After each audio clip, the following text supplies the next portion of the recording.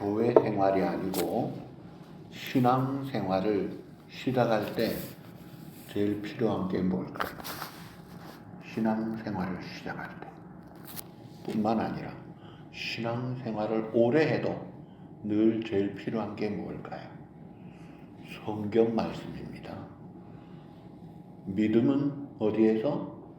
들음에서 나며 들음은 그리스도의 말씀으로 말미암느니라. 로마 10장 17절이죠. 우리가 믿음 생활을 하는 신앙 생활에 이 근거, 그 기초, 그 내용, 그게 성경이에요. 성경은 기적같이 기록이 됐습니다. 40여 명의 저자가 서로 다른 나라에서 좌도 다르고 알지도 못하면서 성경을 기록했는데 정확하게 초점이 딱 맞아요. 왜 그럴까요? 성령의 감동으로, 영감으로 기록했다. 각자의 기질은 살리지만 모든 것이 구약은 오실 메시아, 신약은 오실 메시아, 또 다시 오실 메시아. 성경의 예언이 예수 그리스도에게 초점이 맞춰져 있고 제일 많은 예언이 다시 오실 예수님입니다. 구약에 1500번이 넘게 나옵니다. 신약에도 300번이 넘게 나와요. 성경의 초점이 예수 그리스도에게 맞춰져 있고 성경을 기록한 목적이 성경이 증거하기를 디모데후 3장 15절에 첫째 목적이 예수 그리스도를 믿음으로 말미암아 구원에 이르게 하는 지혜를 주기 위해 구원의 목적으로 성경을 주셨습니다. 그리고 이 성경을 주신 두 번째 목적이 이 예수 그리스도를 믿는 하나님의 사람을 온전하게 하고 그 모든 행할 삶의 능력을 주시기 위해서 그 성경을 주셨고 우리를 온전하게 하고 능력 있는 삶을 위해서 성경의 기능이 4가지가 나옵니다. 교훈을 합니다. 그리고 잘못할 때 책망을 하고 다시 교정하는 바르게 함과 계속 자라도록 의로 교육하기에 유익한 그런 성경 말씀 얼마나 소중한지 몰라요. 그런데 이 성경을 펼치면 제일 먼저 창세기가 나와요. 그리고 제일 첫 구절이 뭐죠? 다 같이 태초에 하나님이 천지를 창조하시고 성경이 그렇게 시작이 돼요. 이건 신화가 아니라 살아계신 역사를 창조 지배하시는 하나님이 선포하신 말씀이에요. 그래서 우리가 창세기 특별히 1장 이거를 알지 못하면 2장으로 넘어가지도 못하고 성경 닫아야 됩니다. 창세기가 뭐예요? 세상을 시작한 것을 기록했다. 제네시스. 사람이 어떻게 시작됐고 세상이 어떻게 시작됐고 그런데 이 아름다운 세상이 어떻게 망가졌고 왜 죄를 지었고 그 결과가 무엇이며 그 다음에 그 회복, 그 온전한 미래 하나님의 이 구원 약속 이것들이 창세기에 쫙 펼쳐지고 있습니다. 하나님이 세상을 왜 창조하셨습니까? 철학자들은 혹은 어떤 이론가들은 뭐 우연히 생겼고 혹은 필연적으로 뭐 조물주가 필요하지 않겠느냐 뭐 등등의 이야기를 합니다. 성경은 이야기합니다. 하나님이 세상을 특별히 사람을 창조하신 분명한 목적이 있다는 거예요. 그냥 저절로 우연히 된 것이 아닙니다. 이사야 43장 7절 우리 다 같이 보시죠. 내 이름으로 불려지는 모든 자 곧 내가 내 영광을 위하여 창조한 자를 오게 하라. 그를 내가 지었고 그를 내가 만들었느니라. 내가 내 영광을 위하여 창조한 자 누구예요? 사람이에요. 그리고 이 만물이에요. 하나님은 뭐가 부족해서 채우려고 한 것이 아니라 사랑과 기쁨의 넘침으로 만물을 만드시고 하나님의 그 초월과 그 하나님의 성품과 하나님의 영광을 나타낸 무대가 이 세상입니다.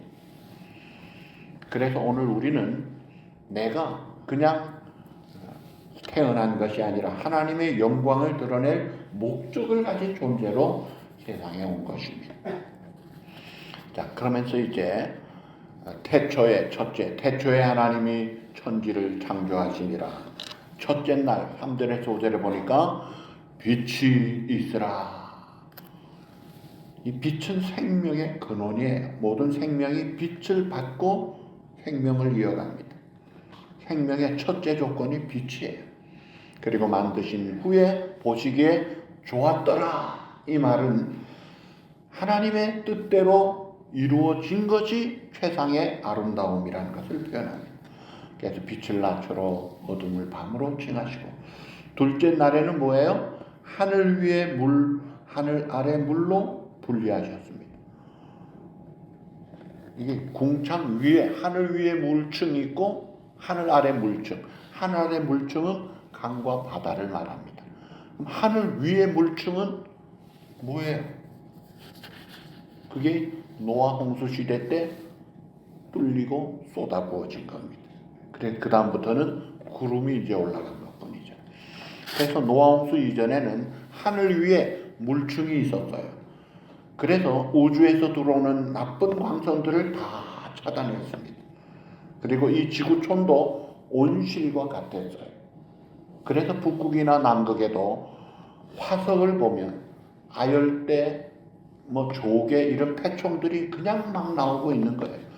그 당시에는 온 지구가 온실과 같았어요. 그래서 사람의 수명이 어땠을까요? 가장 길었던 평균 수명이 900이 넘었습니다. 피부가 어땠을까요? 피부에 살인광선 같은 햇빛을 조심하라는데 그때는 다 차단해요. 피부도 야들야들했을 것 같아요. 최적의 상태였는데 범죄한 인간을 형벌로 노아 홍수로 하늘의 물중을 뚫려버리죠. 쏟아부어진 거예요. 그리고는 수명이 쫙 10분의 1로 줄인 거예요. 그 다음에 셋째 날에 땅과 바다를 만드시고 각종 식물, 채소와 열매 맺는 나무를 맺게 하시고 바다와 땅을 나누셨고, 넷째 날에 뭐예요? 하늘의 허공에 해와 달과 별과 광명체들을 만드시고 봄, 여름, 가을, 겨울이 돌게 하셨던 거예요. 여기는 이제 사람 중심으로 기록한 창세기이기 때문에 이게 천체학의 엔사이클로피디아가 아니에요. 대백과 사전이 아니에요. 성경은 구원을 목적으로, 인간을 목적으로 기록했기 때문에 거기에 중심을 맞추어서 기록을 했어요. 사계절이 돌아가고 날과 해를 이루게 하셨어요. 여러분, 땅의 별들의 숫자가 몇 개인지 아십니까? 천체학자들의 이야기를 들어보면 과학적으로 관측될 숫자가 7 곱하기 10의 22승이래요. 그게 뭐냐면 동그라미가 22개, 그걸 숫자를 읽으면 700해가 돼요. 700해가 뭐예요?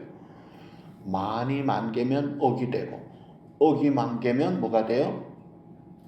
조가 되고, 조가 만개면 경이 되고, 경이 만개면 해가 됩니다. 그 해가 700해가 관측 가능한 것이. 그런데 사실은 천체학자들 이야기는 별이 훨씬 더 많을 것이다. 490억 광년에 관측이 되는데 이거보다 훨씬 넓을 것이다. 별들의 숫자가 우리 지구촌의 바다와 강의, 모래 숫자보다 훨씬 더 많다는 거예요. 그 광활한 우주를 만드시고, 그런데 하나님은 1분 1초도 1미터도 틀리지 않게 쫙 돌려가십니다. 그 조물주 하나님의 기가 막힌 전능하신 그 치밀하신 속에 이 지구촌과 이 우주가 존재하고 있어요. 그런데 우리가 이런 걸 모르고 하늘에 빌고 땅에 빌고 바다에 빌고 별자리로 점치고 어리석은 행동합니다. 그러지 마세요. 무서운 태풍이 오고 지진, 쓰나미가 오고 화산이 일어날 때 우리는 두렵죠. 그러나 이 모든 만물을 다스리시는 하나님, 계속 관리하시는 하나님, 그 하나님을 믿고 찬송하는 거예요.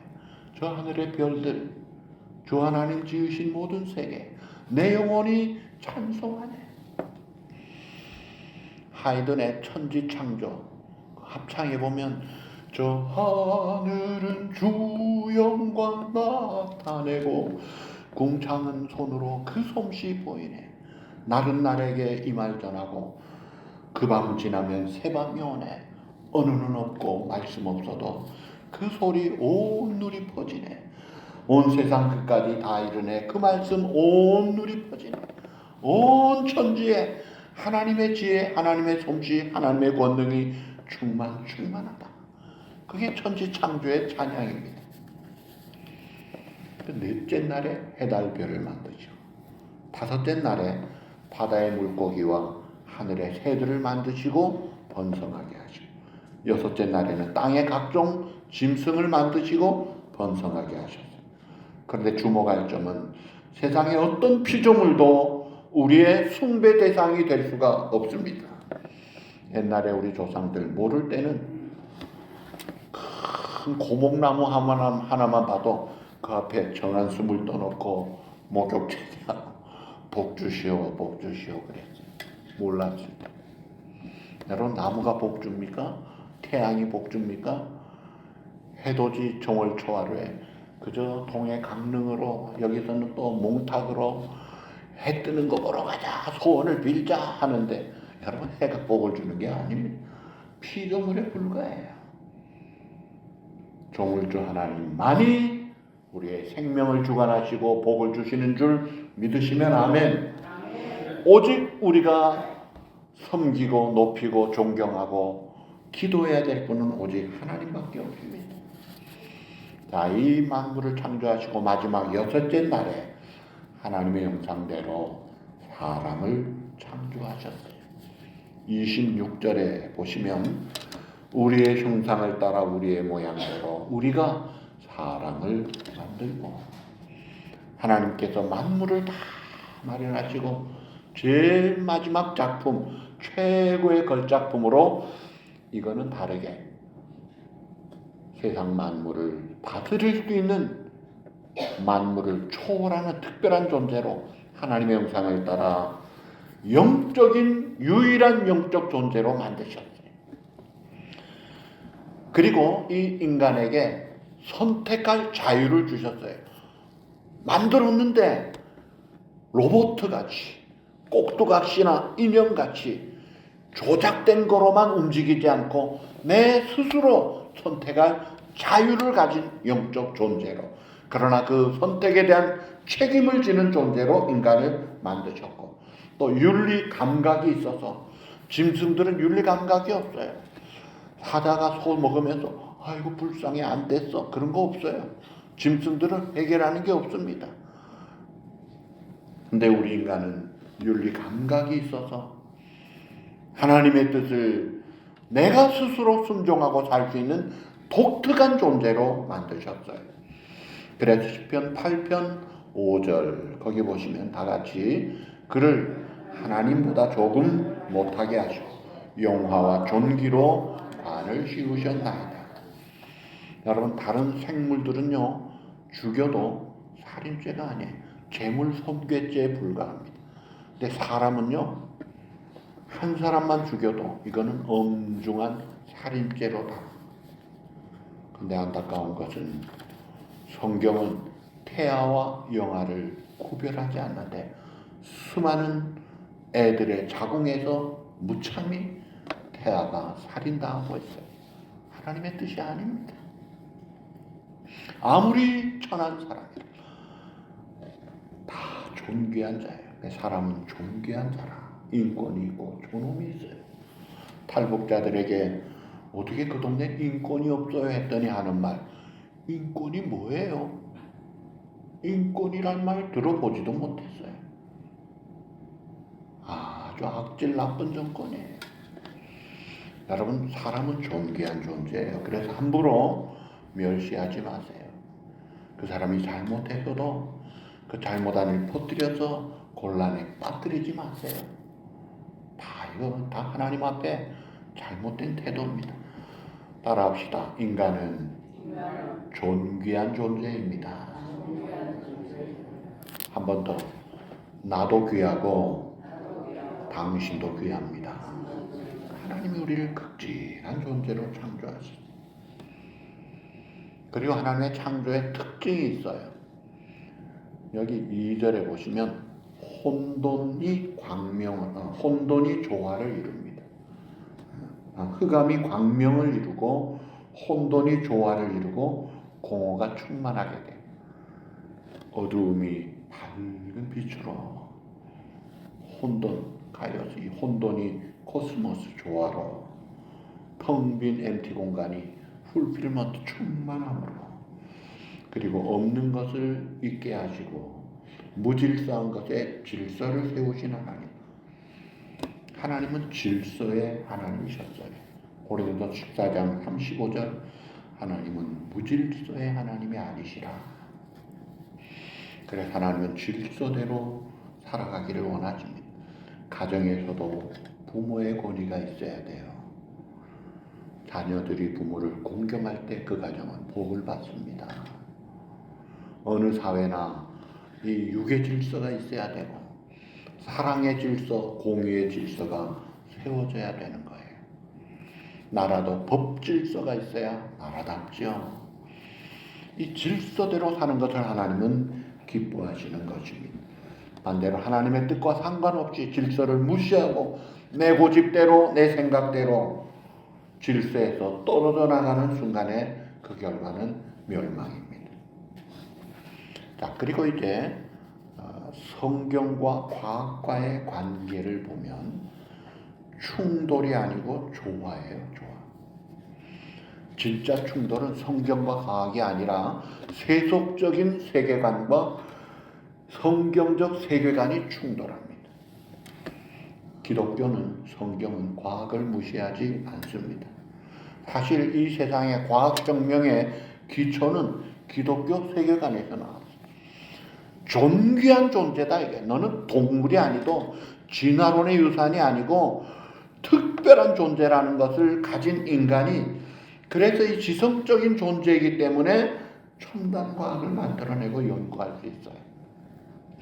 맨하탄에 리디머 처치를 세우시고 돌아가신 팀 켈러 목사님 이런 말을 했습니다. 한번 다 같이 읽어보시죠. 모든 사실이 올바르게 이해됐을 때 성경과 자연과학 사이에는 궁극적인 충돌이 없다. 이게 정상이에요. 그런데 인간이 의도적으로 조물주 하나님을 무시합니다. 조물주가 없어요. 그냥 저절로 진화론, 찰스 다윈의 진화론 혹은 유신 진화론도 마찬가지. 그 다음에 무신론 우주, 빅뱅의 원리들 이런 세속적인 무신론의 우주론 이게 다 하나님의 말씀과 충돌하는 거예요. 거기에는 인간의 존엄이 없어요. 죽음 이후에도 없어요. 기가 막힙니다. 새카만 곳. 자, 과학 이론이 만약에 성경의 명백한 가르침과 충돌할 때는 겸손하게 성경을 중심으로 과학을 재검토해야 됩니다. 예를 들면 창세기 2장 18절에 하나님이 아담이 혼자 있는 것이 독처하는 것이 좋지 못하여 돕는 배필을 지으리라. 그래가지고 창세기 2장 21절에 보면 아담을 깊이 재우시고 갈빗대 하나를 취하여 여자를 만드십니다. 그리고 데리고 오십니다. 이런 이야기 들으면요, 옛날에는요 마취를 몰랐을 때는요 저건 수렁털이다, 신화다, 사람이 자다가 갈빗대를 빼는데도 안 깨? 이해가 안 된다 그랬죠. 그런데 요즘 여러분 장내시경 하면 전신 마취하죠. 그럼 어때? 오, 아파요? 뭐가 들어갔는데 아파요 안 아파요? 아무렇지도 않아. 한숨 자고 일어나는 거예요. 마취가 발견되고 나서 오, 하나님이 마취하셨구만. 그걸 모를 때는 이거 거짓말로 알았어요. 미생물학이 발견이 되고 미생물학을 연구. 제가 한국의 충영교회 대학부 가를 때 우리 회장이 미생물학과였어요. 서울대. 근데 미생물학과 우리 최호영 집사님도 미생물학 박사시죠. 현미경의 세계를 통해서 물 속에 대장균들이 이렇게 많은 거, 음식에 대장균이 많은 게 발견이 된 거예요. 옛날 책에는요, 파리가 어디에서 생기느냐? 파리는 구독에서 생기는 게 우리 상식인데 옛날에는요, 빵에서 생긴다 그랬어요. 대장균을 몰랐을 때, 현미경이 없을 때, 그냥 빵 두니까 파리가 생기니까 빵에서 생긴대. 그 정도로 무식했어요. 그래 놓고 하나님 앞에 뭐나 되는 줄 알아요. 백수십 년 전에 미국의 특허 총장이 뭐라고 했는지 아세요? 더 이상 세계는 발견될 게 없다. 여러분 100년 전에 그 소리 했습니다. 기가 막힌 무식한 소리들이에요. 그 다음에 얼마나 많은 발견들이 있습니다. 과학이 발견되면 발견될수록 진짜 과학자일수록 하나님 앞에 겸손한 거예요. 너무나 신비한 세계. 기가 막히더라 이거예요. 그리고 하나님이 사람을 존귀한 자로 만드시고 동편 땅에 에덴 동산을 주시면서 천지 만물을 다스려라. 그리고 에덴 동산에서 각종 먹는 것을 마음대로 먹고 살도록 하셨습니다. 그러면서 경작하고 지키도록 하셨어요. 그러니까 에덴 동산은 하나님이 아담과 하와에게 주신 지상 낙원이었습니다. 거기에는 기쁨만 있고 사랑만 있고 평안만 있고 탈나는 못된 음식, 식중독 음식 이런 게 없었어요. 희귀 질투 미움도 없는 그야말로 낙원. 뼈 중에 뼈요 살 중에 살이라는 그 신실한 사랑의 참 혼연일체된 그 모습, 그 기쁨의 에덴 동산. 그런데 하나님이 명령을 하나 주셨죠. 선악과를 먹지 말라. 자, 에덴 동산에서 다 마음대로 하라고 하시면서 딱 하나 금지령, 선악과는 먹지 말라. 자, 창세기 2장 15절에 17절 우리 다 같이 보시죠. 여호와 하나님이 그 사람을 이끌어 에덴 동산에 두어 그것을 경작하며 지키게 하시고 여호와 하나님이 그 사람에게 명하여 이르시되 동산 각종 나무의 열매는 내가 임의로 먹되 선악을 알게 하는 나무의 열매는 먹지 말라. 내가 먹는 날에는 반드시 죽으리라 하시니라. 반드시 죽으리라. 히브리 원어에 보면 죽으리란 말이 이어서 2번 나옵니다. 죽으리라, 죽으리라. 육체만 죽는 게 아니라 영혼이 죽고 하나님 관계가 완전히 끝나는 영원한 멸망이라. 이 하나만큼은 지켜라. 왜 하나님이 선악과를 두셨나요? 어떤 사람은 그래요. 아이고 하나님 그냥 선악과 안 두셨으면 우리가 지금 에덴 동산에서 잘 먹고 잘 살 텐데 왜 선악과를 둬가지고 우리를 불평하게 하느냐. 질서의 하나님이 너는 주인은 아니다. 와인할 디시저는 내가 할 것이다. 너는 스튜어드십 청지기의 도를 가지고 내가 맡겨진 것을 관리하라. 그러니까 이 주인이 청지기에게 다 맡겨놓고 내 아내만큼은 너는 탐내지 마라. 그런 명령을 내리는 게 그게 잘못이에요? 내가 주인이다. 이것만큼은 확실하게 하라. 근데 이 마귀가 거짓말하죠. 안 죽어. 너 하나님같이 될 거야. 교만을 부추기고 위해주는 척 접근하는데 거짓말에 쏘가 넘어가서 불순종하고 따먹고 어떻게 돼요? 안 죽었어요? 하나님같이 됐어요? 그날로 쫓겨난 불행한 일이 시작이 된 거예요.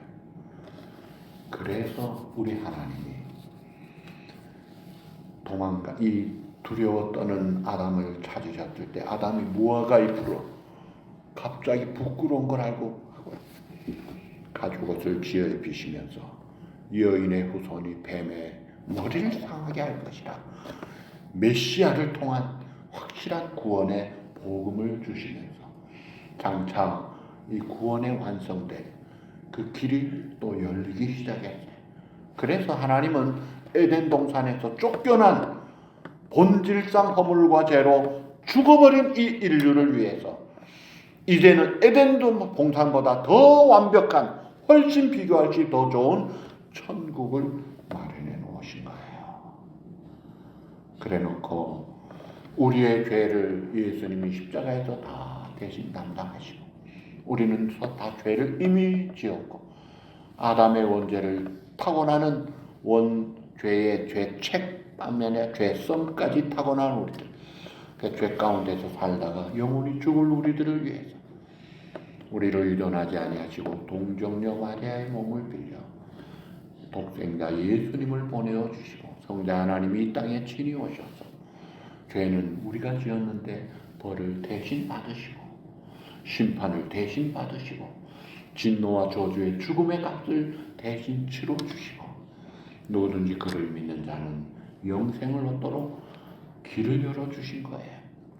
그래서 요한복음 14장 2절 너희는 마음에 근심하지 말라. 하나님을 믿으니 또 나를 믿으라. 내 아버지 집에 거할 곳이 많도다. 내가 아버지 집에 가 천국을 예비하면 다시 오마 약속하신 주님. 그러면서 6절에 예수께서 이르시되 나는 뭐라고요? 길이요 진리요 생명이니 나로 말미암지 않고는 아버지께로 올 자가 없느니라. 요한복음 1장 12절 영접하는 자 곧 그 이름을 믿는 자들에게는 하나님의 자녀의 권세를 주셨으니. 요한복음 3장 16절 다같이 하나님이 세상을 이처럼 사랑하사 독생자를 주셨으니 이는 그를 믿는 자가 멸망하지 않고 영생을 얻게 하려 하시고. 요한복음 5장 24절에는 내가 진실로 진실로 너희에게 이르노니 누구든지 내 말을 듣고 또 나 보내신 이를 믿는 자는 따라합시다. 영생을 얻었고 그 다음 뭐예요? 심판에 이르지 아니하나니 사망에서 생명으로 옮겼느니라. 할렐루야. 우리에게 믿는 자에게 에덴 동산보다 더 나은 천국을 예비합니다. 여러분 에덴 동산하고 천국이 같지 않습니다. 에덴 동산은요 천국과 달라요. 뭐가 천국과 다른지 아세요? 에덴 동산의 약점 두 가지 큰 거 알게. 하나는 에덴 동산은 우리가 에덴에 살면요 죄 지을 가능성이 있는 곳이 에덴 동산입니다. 두 번째, 쫓겨날 가능성이 있는 곳이 에덴 동산이에요. 우리 인류 아담과 하와가 쫓겨나 버렸잖아요. 근데 우리가 갈 천국은 죄 지을 가능성은 죄로, 쫓겨날 가능성 없음, 영원한. 그래서 그때 우리의 상태는 아담의 상태가 아니라 둘째 부활의 상태로 예수님과 같이 요한일서 3장 2절에 보면 온전하게 될 것이라고 해요. 그래서 구원의 마지막 단계가 glorification, 영화의 단계입니다. 얼마나 감사해요. 우리가 가게 될 저 하늘나라에는 다시 쫓겨날 일이 없어요. 저 하늘에는 눈물이 없네. 거기는 슬픔도 없네. 저 하늘에는 눈물이 없네. 거기는 승리만 있네. 거기서 기쁘고 즐거운 집에서 거기서 영원히 영광에 살겠네. 할렐루야. 그게 우리 앞에 있다 이거예요. 그 일을 위해서 하나님이 우리를 사랑하셔서 독생자를 보내주시고 우리의 죄값을 치르시고 그를 믿는 자 멸망하지 않고 영생을 얻도록 이 복음을 우리에게 주신 거예요. 자, 하나님의 창조는 우리에게 세 가지 중요한 메시지를 줍니다. 1번 뭐예요? 다 같이 당신은 우연히 존재하는 존재가 아니다. 두 번째, 당신은 창조주와 연결되어 살아. 세 번째, 세상은 본래 매우 선했다. 다 아시는 내용이에요.